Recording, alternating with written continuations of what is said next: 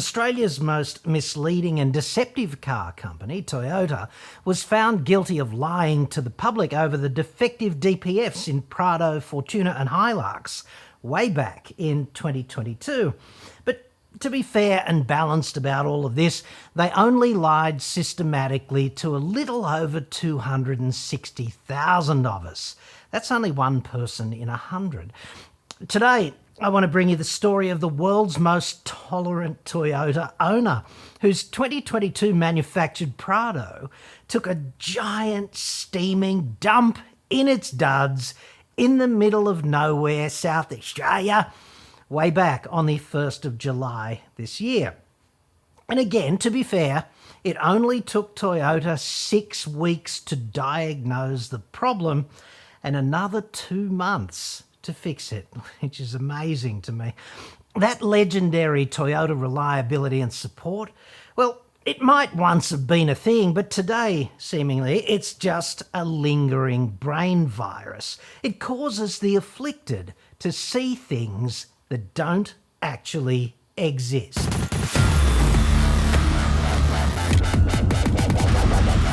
I'm Cadogan from Expert.com.au. New cars cheap, but Australia only. Website. Card. Pretty clearly, Toyota are highly successful automotive assholes. They're the biggest company by sales in Australia, and they got there basically by being the king of mediocrity, by doing the absolute minimum required just to stay on top. My fourth ex-wife was a little bit like that. Oh, what a feeling, dude. Except in the marketing department, like Toyota now. Number 4's marketing was only ever average, frankly.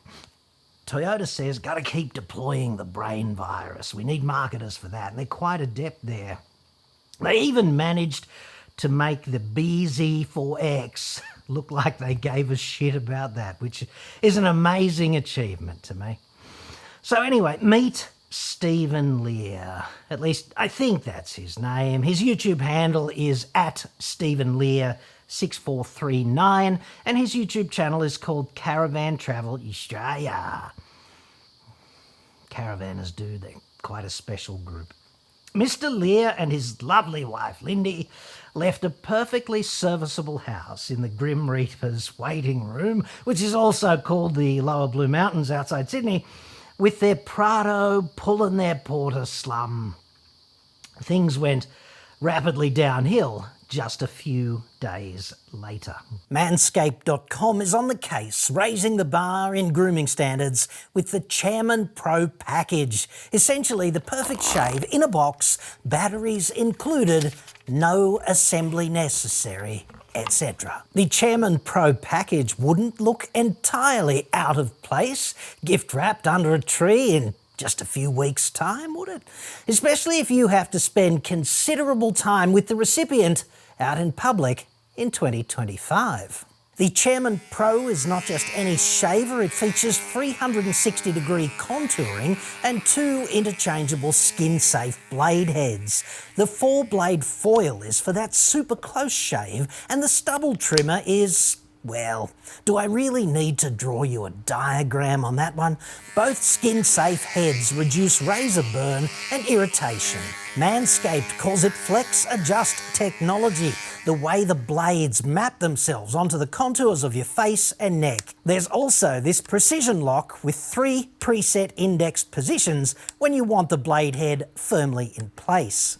And it's waterproof, so you can use it in the shower, which is pretty efficient for both shaving and cleanup. The Chairman Pro will smash through a 5-day growth, so it's fully compatible with intermittent shavers like me, as well as people with, real jobs who might still be shaving every day. What else? Up to 75 minutes of run time, so don't stress about running out of juice at sort of half face. It comes with a USB-C cable to recharge and a travel lock to prevent in-bag activation. Plus there's an LED spotlight to help you get the finer details right. The package comes with Power Shave Gel, and my inner machinist rejoices anytime anyone mixes cutting operations and lubricant. Well done. And this stuff does a really good job. And you polish it all off with Manscaped's Face Shave Soother. It's an aftershave hydrating serum, and they both gang up to reduce redness and irritation. They're full of good stuff, and they don't have any alcohol or parabens or phthalates, so they don't burn, and they're also cruelty-free. The Chairman Pro package would make an awesome gift. And let's not forget, the whole annual gift-giving frenzy thing is just around the corner, isn't it? Go to manscaped.com/AutoExpert now. You'll get 20% off plus free shipping with promo code AEJC at checkout. That's 20% off plus free shipping with promo code AEJC at manscaped.com/AutoExpert. Manscaped, give the gift of better grooming these holidays. The Porter Slum du jour is an urban caravan's tungsten tough. Imagine a caravan as tough as tungsten. Dude. You need a decent imagination for that, because they're made of aluminium, aren't they? A material roughly as tough as feta. Actually, pretending that tungsten is tough is an insult to anyone who studied engineering or metallurgy or material science, etc. The fracture toughness of tungsten, incidentally, is about 40% below that of ordinary low-carbon steel, the cheese of steel. Tungsten has two superpowers. It's hard and it's dense, but it certainly ain't tough. Okay, anyway.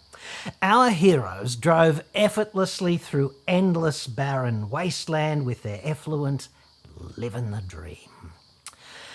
They and their effluent in convoy, about a mile out of Shaky Town, actually quite a bit further than that when I think about it, and it's been renamed to Berry with an I, on the Sturt Highway, just kind of out of Renmark in South Shitsville. Come on and join our convoy, ain't nothing gonna get in our way, kind of thing, until the engine, which had recently been serviced and had clocked only 30,000 kilometres in total, went catastrophically poopy in its DAX, just like Nana on the bus that day. Only against a backdrop of some of this great nation's finest busted ass cattle scrub. Who doesn't want that? The mighty Prado, that gorgeous beacon of legendary Toyota reliability, backed by an ironclad nationwide support network of highly trained expert technicians, if you believe the brain virus, did not move again under its own steam for the next 3.5 months. What follows is a comedy of tomfoolery and breathtaking non-support. Prepare, therefore, to urinate hysterically in your duds, dude. More than once, I'd suggest. But please remember that this kind of thing is only funny if it didn't actually happen to you. So, the Prado, which kind of looks like a GXL to me, like it's got 6-spoke alloys and roof rails plus body-coloured door handles. That's how GXLs roll. The Prado proudly soiled its DAX back on the 1st of July. The NRMA did, frankly, an outstanding job rescuing the Lears and their effluent. Dead Prado proudly up on the tray for all to see, tungsten tough Porter Slum limping in behind the flatbed. The Lears and their effluent shortly found themselves on Friday afternoon at roughly 4:55 at the local dealership, Big River Toyota in Berry. This is according to Mr. Lear. And you know, at 5 to 5 on a Friday arvo, you know you're going to be spending the weekend in Berry with an I, don't you? With no transport, in the caravan park, thumbing through the shortest book on earth. Things to see and do on foot in Berry with an I. Just kicking back in your tungsten tough effluent box, scrambling eggs while, you know, taking a dump and enjoying a beer with your new neighbours. I wonder, was there a second prize in all of this? Actually, the three of them, Mr. and Mrs. Lear and their effluent carriage, did not check out of the Berry Caravan Park for roughly a month. Imagine that. And not because they were having such a dandy time and couldn't tear themselves away. The following timeline and events come straight from Mr. Lear's very enjoyable video, which I will link to in the description. He is impossibly tolerant, that man, and he doesn't shoot a bad video, I have to say, given the subject matter. Much more articulate than the average sort of median caravanner too. Hashtag not hard. So, the dealership kind of says, we think the fuel is contaminated. According to Mr. Lear, they told him they thought it smelled, quote, funny. Whatever the fuck that means. There was no evidence that the fuel was contaminated, apparently. Let's bear this in mind for the next few minutes. It seems like more of a guess to me. I would argue that this is a favourite trick of dealerships in this situation, to deflect responsibility for the failure away from the brand and onto the fuel, those bastards. So, a week later, a week, the dealership requests Mr. Lear's fuel receipts. They seem to be operating on Outback time, don't they? Just saying, a week, fuck's sake. He complies tolerantly. The receipts all say diesel. They're all from major fuel outlets, so he didn't misfuel the Prado or use dodgy fuel. No evidence for that. And let's not forget, for other contamination, vehicles have fuel filters because the fuel system is designed to withstand foreseeable contamination in service. That's what the filters are there for. So there's that. But despite having fuck all evidence of fuel contamination, on the 10th of July, after 9 unforgettable days in Berry with an I, the dealership drains, tests and does whatever else to the fuel system and attempts a restart unsuccessfully. This is all according to Mr. Lear in his excellent, hilarious video. This takes them 9 days. So, having all failed elementary mechanical diagnosis, seemingly, personal opinion, the genius dealership decides to send a fuel sample to a lab for analysis because what else can it be, right? There's still absolutely no evidence of fuel contamination. There's actually less evidence for that now that they've actually done something, and let's not forget there was none initially. They're seemingly doing this test to vindicate a guess in the vague hope that it'll turn up some evidence that exonerates Toyota and validates their bullshit confirmation bias. Nice one. The fuel sample goes off by carrier pigeon, presumably a couple of days later, on the 12th of July. And 17 unforgettable days after that, the analysis comes back clean. As a frickin' whistle, dude. You dipshits. Personal opinion. This is the 29th of July now, right? The Lears and their effluent have been basking in the rich tapestry of Berry with an I Caravan Park for 4 unforgettable weeks. They've virtually become locals. But they just couldn't take it any longer. Go figure. Too much of a good thing, perhaps. So they get a bus to Adelaide. That's like only 4 hours. And then they fly back to Sydney, including checking in and fucking about. That's got to be, about 4 hours. Oh, I do hope they got a decent welcome to country when they landed back in their own country in Sydney. Not one of those monotone ones. And then it was only 2 train trips back to the Reaper's waiting room, which has got to be another couple of hours. But what an adventure. Finally back in a proper house with a proper crapper. Must have felt like Buckingham fucking Palace, only without transportation and all their stuff, which was still on holiday with their effluent back in Berry with an I. Roughly a week later, 7th of August, they hear from the dealer again, which must have been like touching base with an old friend. They're on it, dude, too. They're booking Shitbox Prado in for a full fuel system test and overhaul, which they can fit in as a top priority as early as the 16th of August. That's just 9 sleeps away at this point. Dude. Jesus. Australia's tolerance champion, Mr. Lear, sitting there in his waiting room with no transport and without his favourite undies, etc., agrees to all of this. Like, what are his options exactly? So, the dealership jumps right on it. They get in gear, and 9 days later, they fit new injectors and a new fuel pump, new fuel filter, whatever. This is all according to Mr. Lear, in spite of having absolutely no fucking evidence that there's any problem whatsoever with the fuel or the fuel system. And they've had 6 weeks to think about it at this point.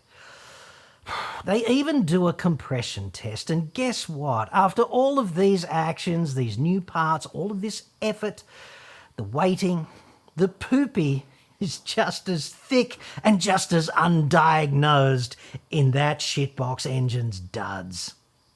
Well done. Dealership diagnosis is dead, at least in Berry, seemingly, and support from head office, ditto. Requiescat in frickin' Pache there. Pro tip, diagnosis is not merely the action of changing out parts randomly on a hunch until the problem goes away. It's just not. It's looking at the evidence in totality and drawing intelligent inferences. Doing the simple tests first, eliminating things easily. This is a high-level skill, sure, but you don't need to be freaking Archimedes or Pythagoras. So finally, after all this time, these expertly trained technicians with their quote from Toyota, specialist Toyota diagnostic equipment, close quotes, and vital head office technical support, they finally have this thought bubble and they drop the oil in the sump and they have a look at what's in that. And guess what, dude? It's full of fucking metal because a big end bearing had collapsed, which is something even an apprentice should think to check, perhaps after confirming that the fuel filter was in fact clear. Which is something, let's not forget, that could have led to a definitive diagnosis on the Monday or the Tuesday following the Friday breakdown, not 6 inexcusable fucking weeks later. This is just disgracefully inept in my estimation. So, at this point, Mr. Lear gets the green light to hire a rental car after not having a car for 6 long weeks. They also truck his Porter Hovel tungsten tough deal back to the Grim Reaper's waiting room, where Mr. and Mrs. Lear are joyously reunited with their underwear and their effluent. How emotional. The dealership gives them a call. They're going to fit a full replacement long motor, finally. Result, as they say on the Sweeney. Just one small problem, however. There isn't one of those actually anywhere in all of Shitsville. So they'll have to order one from Japan and get it shipped over and installed. ETA? September 26. It shat itself back on the 1st of July. Shitbox Prado finally arrives home, fixed, operational, totally copacetic on a flatbed with a new engine on October the 11th. That's 3 months, 1 week and 3 days after dropping a giant big end bearing shaped deuce in its duds. The first point I'd make here is that it does not take 6 weeks to figure out what's wrong with an engine, because it can only be one of 4 things, can't it? A fuel problem, a flow problem, like inlet or exhaust, an electronic control problem, or a mechanical failure. Dropping the oil is one of the first things that any competent mechanic would attempt, because metal in the oil is A, definitive, B, consistent with how the failure occurred, and C, dead easy to see. And this is a simple, expedient test that doesn't need a lab and transport logistics and 17 fucking days to get done. If a bearing collapses, debris is going to be just there in the bottom of the sump. So just drop the oil, run it through a sieve, there's your evidence. Not thinking to do this is properly Charlie Chaplin, isn't it? Only not especially funny. This is on the dealership and also Toyota Shitsville, right? Like, did we fire everyone with vestigial technical competence so we could just employ more bean counters and marketers? There's also this. The fact that the biggest car company in Australia does not have one single replacement long motor for its 2.8 diesel, the engine du jour for Prado, Fortuna and Hilux, can only mean one of two things, can't it? Or I guess both. First, bean counting arseholes at Toyota Australia, meaning the shot callers, have decided not to carry sufficient inventory to provide even vestigially adequate support, which by law, let's not forget, they are absolutely required to do. And or second, these engines could be shitting themselves quite often all around the world. And this is quite likely too, because this engine has been a dog's breakfast ever since Toyota botched the integration of the DPF in it. Frankly, the kinds of once-over lightly running fixes that these dishonest arseholes, no individuals are referenced there, I'm just talking about Toyota and its collective corporate conduct, these dishonest arseholes would deploy most probably involve some kind of oil compromise. So I just checked Shell's Lube Match web app for 2021 to 24 Prado, and they're recommending Helix Ultra and Helix Ultra ECT, both in 0W30 oil spec. And that seems awfully lightweight to me. Good for fuel economy, certainly, and emissions compliance. And okay, I guess, for running to the shops or across town, but I would argue for a fully loaded vehicle towing maximum Porter Hovel at 100 k's an hour endlessly, probably a bit thin, probably a bit marginal. A tungsten tough effluent carriage is probably going to be operating near the Prado's 3-ton tow limit when it is loaded. I just looked at the basic specs for that van on Google, so it's going to be close, okay? And the Prado, it's got a bull bar and a tow bar and a pod on the roof and a few accessories and 2 adults on board, and it seems to be carrying a fair bit of stuff inside. So adding the tow ball download of presumably nearly 300 kegs is going to be running pretty close to its stock standard GVM limit of 2,990 kilos. I did these numbers on the GXL variant, which the Lear's Prado appears to be. In any case, rolling around like that with the absurdly named tungsten tough effluent carriage in tow and all of their shit on board with a pod on the roof, I'd suggest that the demands on the oil in that engine would be quite high, even in winter, in some circumstances. And I can't help but think that 5W30 or even 5W40 might have prevented the whole thing from happening. This is just an educated guess, okay? Because I have heard that the LC300 manual recommends going from 0W to 5W when you tow or in other harsh operating environments. I've never seen a car dealer smart enough to ask an owner about the intended operating conditions before they service the vehicle. It's just a sausage factory, right? I suspect that all of those vehicles are getting 0W irrespective of their operating environment. And bearings, especially at just 30,000 kilometres, they only fail because of inadequate lubrication. And I'd argue that if that oil got too hot, say climbing a hill, slogging it out on an upgrade into a headwind at 100 k's an hour or something, whatever, and the additive package cooked off or just got a little bit damaged, which it likely would start to get at between 125 and 140 degrees C, or if the already thin oil became diluted even further with fuel operationally for some reason because, dodgy DPF integration, then there's your balance of probability on the likely root cause of the Lear's big end bearing / engine failure.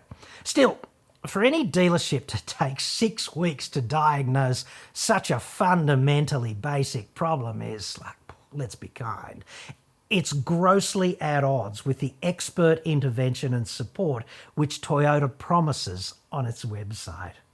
But dude, what's one more untruth, I suppose? We'll just add it to the 260,000, shall we? And deploy a little bit more marketing brain virus. That's got to be simpler and cheaper than just getting it right. Can you imagine running a mine or some earth-moving operation and having some massive Caterpillar loader just go down for 3 months in this way because we were keystone copsing the shit all over it, if that's a verb? People would be let go. Contracts with earth-moving equipment suppliers would be lost. They'd be on fire.